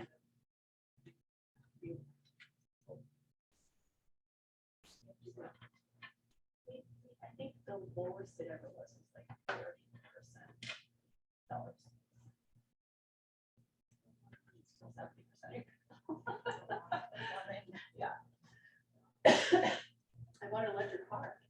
If you really. Yeah, just because I was like, well, I spent a lot of time in the car, I like to enjoy what I'm driving, and at least this one saves money on gas, so if I'm gonna spend a lot of money buying a car that I like, I guess I'd rather save some money on the gas. Well, even in the short run, like right after I bought it, Yeah. gas went to $5, you know, and now it's back down, Well, but you bought it at that point, I bought it before that, yeah. a little bit of better time. Yeah, exactly, but it cost me 3 cents to go a mile. In my old car, it was like 13 cents, you know, so I'm saving like $3 per a time. quarter of what I had to spend. So if I was spending $400 on gas, I'm not spending 100 on my electric bill. Yes, that was all just, we were just talking about driving Only around. twice a month. I guess whatever car it is, it varies. I only looked at cents per mile. So it wasn't about when I filled up or anything like that. Oh, that's great. Yeah. Okay, so we hit send. Got everybody?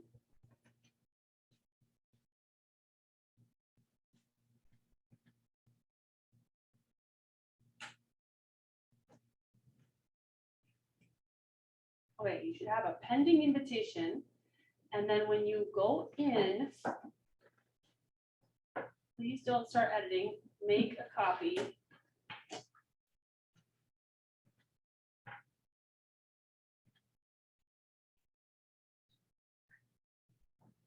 Mine actually says copy of fire. Yes, but it's not a copy. I'm gonna go rename it. Oh, that's what you named it, okay. There, now it's called Shared with Everyone by our consultation. Open in Canva. And then make the copy of it. Why does it say to me? I thought you said bring me. You guys are all in there right now, so it's like, Oh. I'm like, now I changed to Nikki. Okay. So make a copy. I don't know, I'm gonna look. Make a copy under Log in or file. sign up in seconds. File. And then all the way at the bottom, make a copy. There you go, you guys all disappeared on that. All right.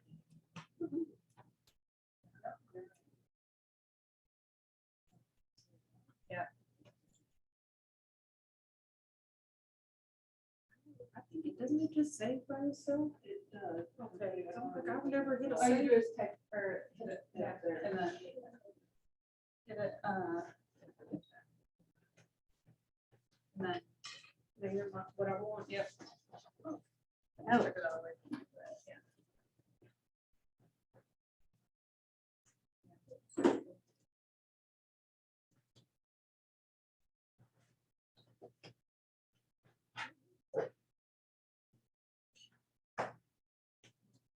Wait, it doesn't have my box one. It doesn't have all the boxes. What? Okay, so, because I think when she sent it to us, it sent it in two different things. So this one is missing. Oh, you're talking, yeah, I'm working on that one now. Oh, okay, so you're. Okay, yes, I know, it's gonna take me a minute to like copy and paste everybody's Oh, emails. the email. So you work on that one, while I work on getting this one shared. Oh, there it is. Oh. No, because remember the process? Like, Oh, certain that there's that. That is the one that I am mostly. Oh my God, sorry, that's the one you don't have.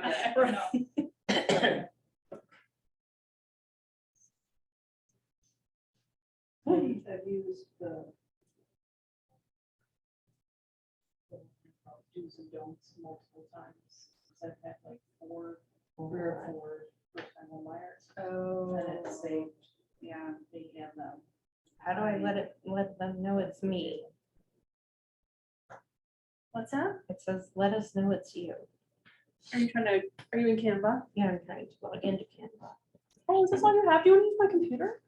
I can do it when I get home. too, Okay. It's asking you. Because I'm trying to set up a password and they said, let us know it's you. Or maybe it's better if I go home. Oh, and do it they on my want laptop. to, they sent you a text and you're supposed to enter the code in the text. Oh, okay. Okay. Yeah. Maybe sometime they'll send me a text. I'll figure it out when I get home. All right.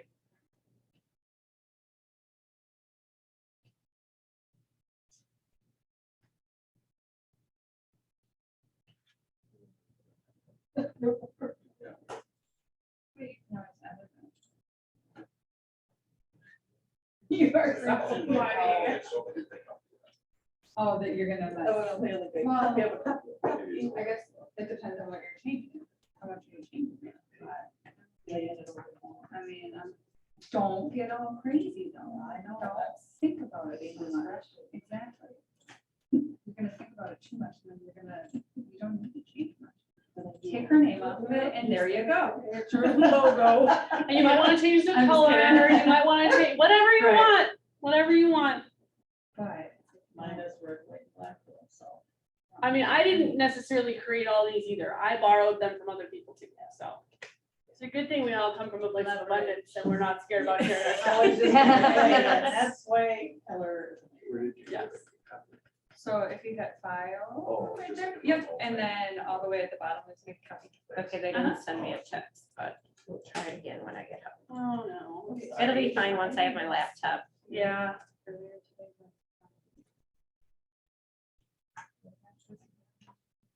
I know you're in my contacts otherwise. Oh, yeah, just let me know. Cool beans. I'll make, Yeah, see, Nicole, your girl, tell her clean her ears. Well, she That's- was yeah, like, sorry, well, now I he gotta said, get I this. thought initially he said 118 from I thought here. from here, But it was he said 118. So far. And 12 from here, and she was like, no, That's she what I said said. like 60, and I was like, no, 12. I was like, plus 4 of the 12.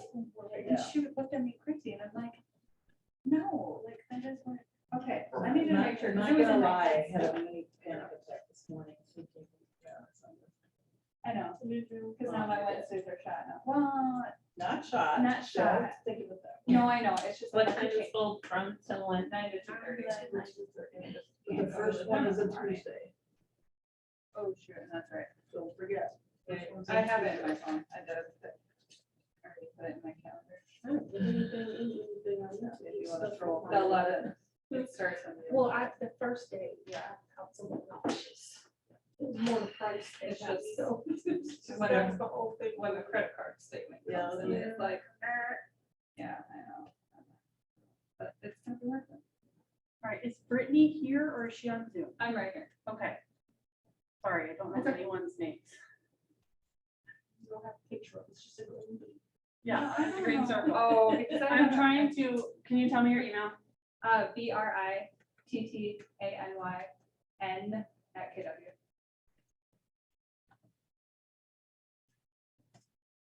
I tried to like copy and paste as many over as I could, but who wants to just come up and type their email again?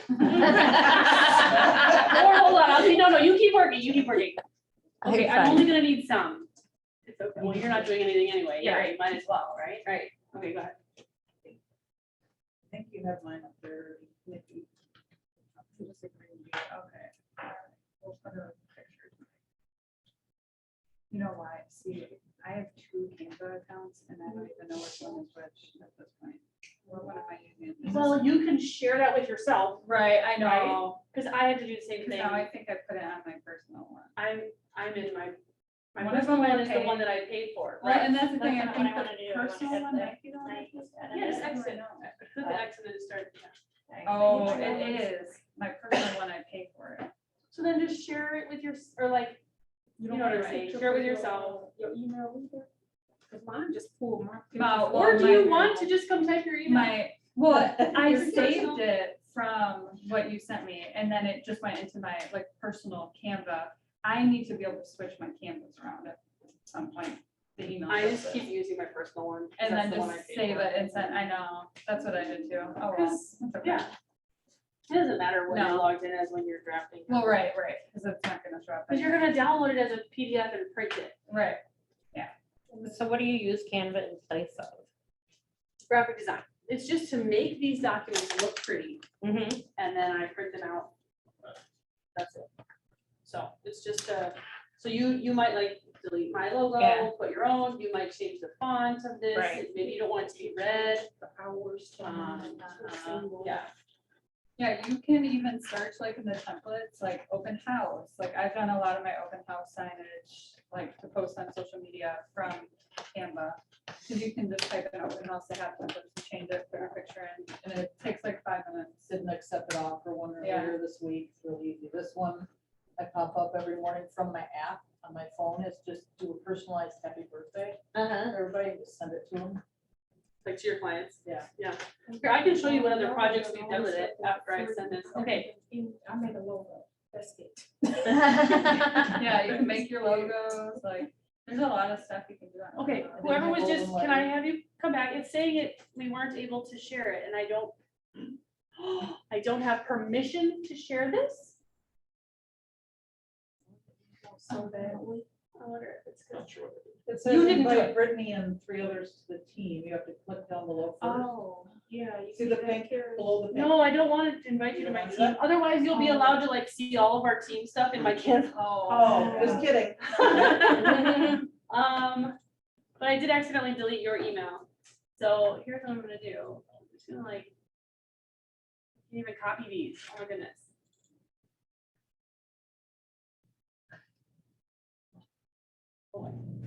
You guys just keep editing. I'll figure this out. How was I able to share it with the first few people? Some of these. Like it was easy Right, up here. right. But I'm like, oh, this is some writing too, so. Like I said, my first 3 buyer consultations hurt. Her name was Her on it? name was, Oh my I God. missed one of them. I'm like, oh, That's hilarious. plagiarism, people know I plagiarize. Yeah, they driving if they let you. Right. But if it's not in writing, is it, do you have permission? No, I'm kidding. I'm going back to college now. Do we need to notarize a document? I know, see, this one I am. Oh, okay. Well, I can send it to you after your email is set, or do you have a personal email? Okay, I can send it there. I'm just going to figure out how. I don't know, but I Um, like that we can. well, I can definitely do this one. What's your, here, go ahead and take your personal email, and we still have this one.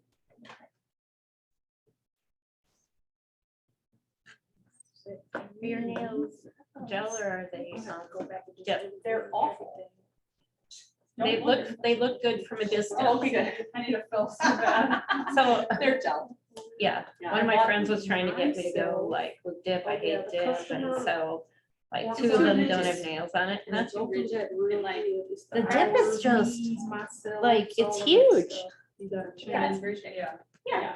Well, Yeah. I really, I don't need this. So she wanted me to go natural nails. I'm like, "Well, it's like it's free to have all right." You know, I mean, I'll leave it for now, but I have to. Oh, well, I bought I the gel. I don't have enough stuff on Amazon.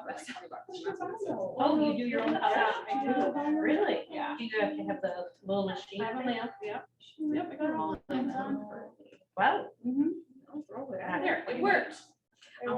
Yes, because this is the, everything except the home buyer process. So I need to figure out how to do that one still.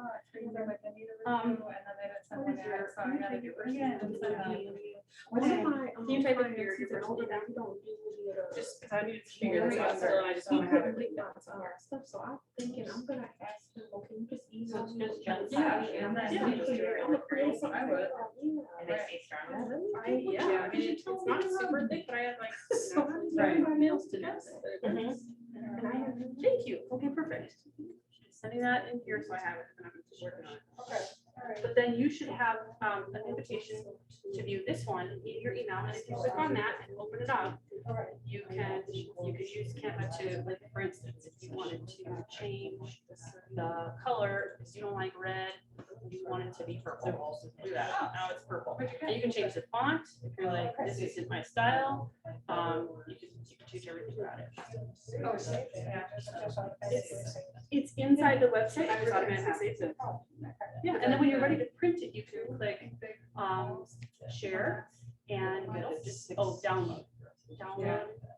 And then, I mean, PNG file, but I don't know if you want that, you Right. probably want a Have you PDF for print. Well, So then when you've edited everything you wanted to change, then you select PDF for print, and then you download it. But and print it out.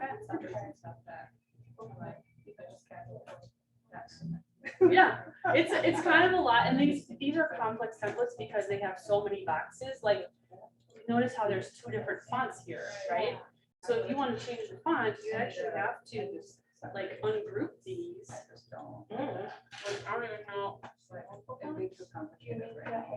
Oh, here, you can change this. There we go.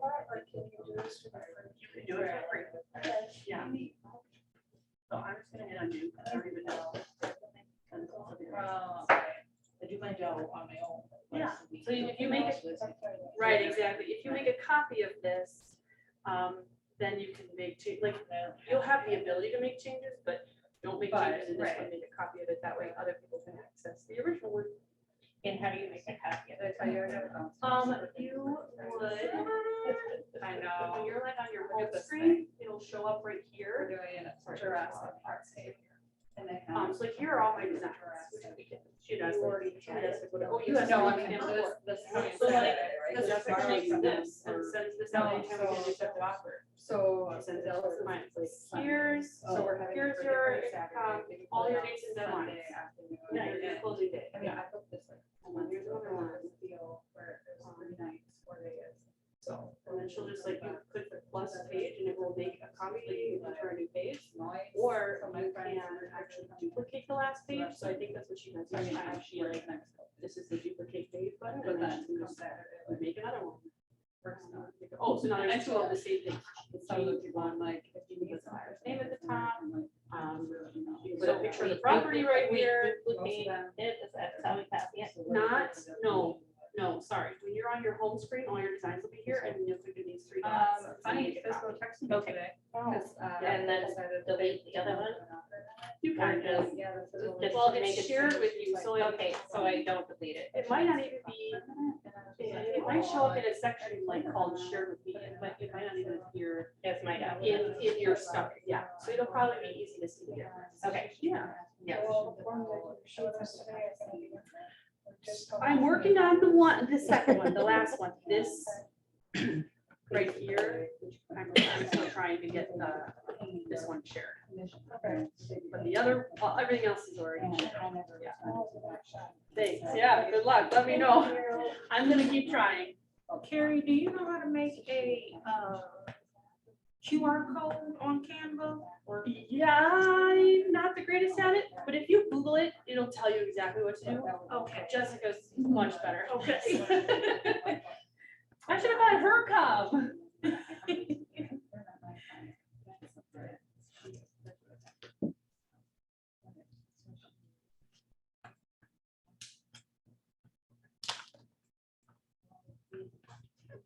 You have no clue if Chris is here, hey? I have no clue. Okay, cool. It's But really thank funny. you They for like get us everything. started and they're like, bye. All right. See ya, have fun. Okay, who got, did anybody get, what is your email? Sorry, N. Let me see. It says that it sent you the home buying one, even though it gave me an error, it says you have a pending invitation On Canva, it should be. a in pending- your email. Oh, You should have a second email that says, Carrie invited you to edit this.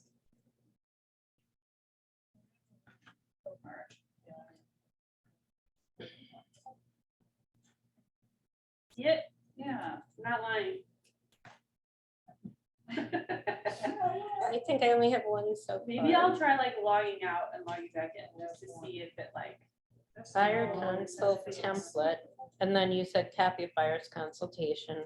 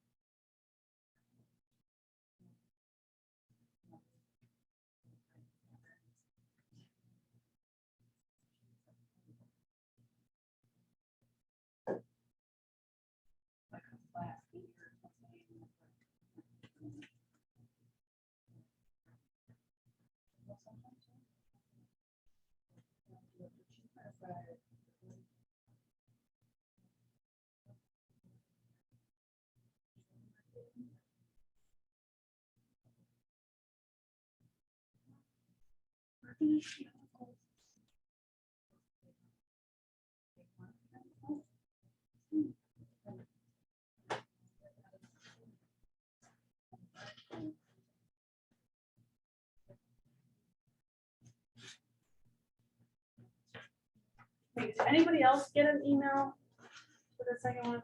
No, I did.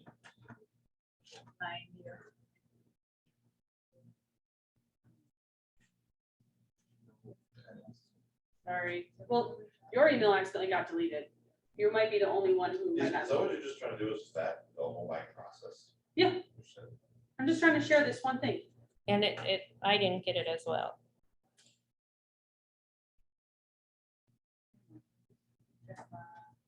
Okay, well, I think Diane just got it. All right, can you tell me your email? It's my first and last name, William Los, L-O-O-S. Yeah, At KW. okay, there it is. Yep, that's it. Oh. Maybe it's in junk. I really don't think it sends, like, I mean, the first one. Well, right. No, I don't want to do that. Oh, that's the problem.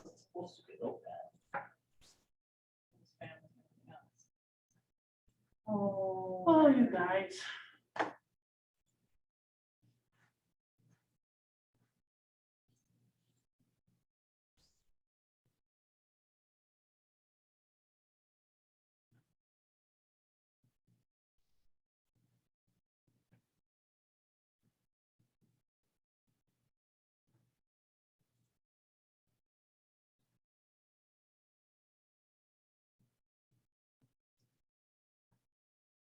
I'm gonna make a copy of a copy of a copy.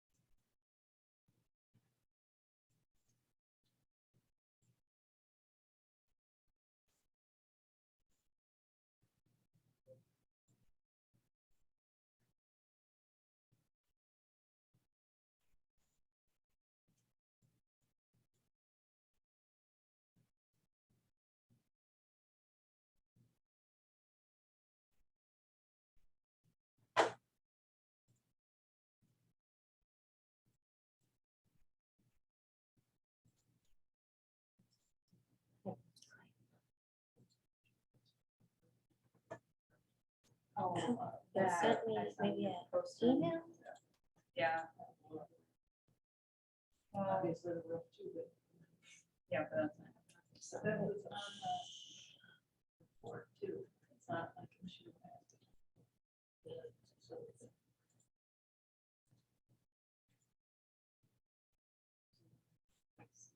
I have the home buying process.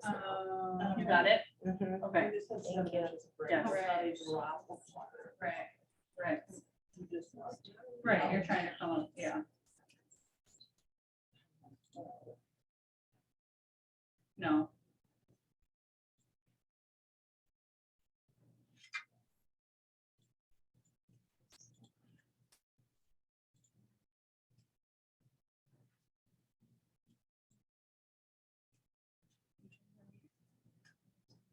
Anger, just back right up here.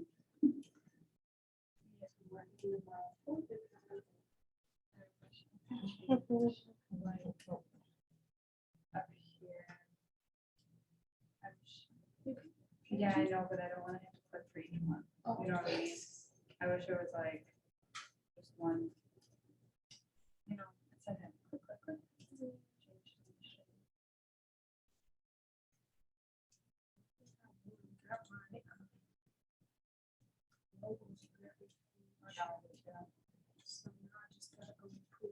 Change selection. Yeah, 'cause of my substitutes. Oh, see, I missed Yeah, that got one. you, got you. As I was changing it, I was like, I wonder if she saw that. Yeah, I was gonna say, actually, just go through the whole Okay, thing, right. because it's so small. You got the home buying process. I'm trying to open it now. Okay, but at least you got an email about it. Yes, I do. Did anyone else get the home buying process email No. Let me just Like, just refresh. in the last minute? Refresh. Yeah. It's not come through yet. Okay. Who's Eric? Eric here? Then screw him. Sorry, Eric. Just kidding. We'll try to get it to you later. Eric is on. Therese is here. Justin? Is Justin here? No. Brittany's here. Let me try sending it to Brittany. No. Okay, you know what, Brittany? What's your personal email? BRITTANYPAGEE @gmail.com. What? No. Guys, I'm so sorry. It says that you have a pending invitation on these. Like, look, all your names are here, everybody. Working financial estimates. Did you create that, the whole I got buying it all. process? So Jessica might have created it, and I'm worried, like, if I'm not the owner, if that's Yes. why I might be having problems. I think that's, that might be what's going on. If I were I to got the guess. whole thing. Thank you very much. Okay, good, you're welcome. The person Now who I just have to created figure out how to probably make needs a allow copies them of it, to so that share I know I made a information copy of some of them, so when I'm on my PC, I promise not to touch unless I'm sure Okay. it's a copy. Thank you. Yeah, maybe Jessica has. to. Yeah, maybe just has to do it. Send it to her. Well, Now that you're and she's off for the next week because she's getting married, right? Who is the wonderful Jessica? married. My wonderful Jessica. No, I said, and who is wonderful Oh, Jessica? she's my full-time admin. Oh, okay. Do you know her? Somebody else seemed to know she's getting married. I've Okay, seen her Facebook post, yeah. okay. Okay, cool. I was like, I don't know if you guys, I'm never here. Nobody ever knows why. I'm glad they know Yes, who Jessica yes, is. yes. She doesn't Very go good. with Thank the you so much for Yes. everything. Appreciate it. You are welcome. Have a lovely day. Don't get wet. Oh, no worries. Yeah. Right, I'm gonna stop the, but I use first. That was very.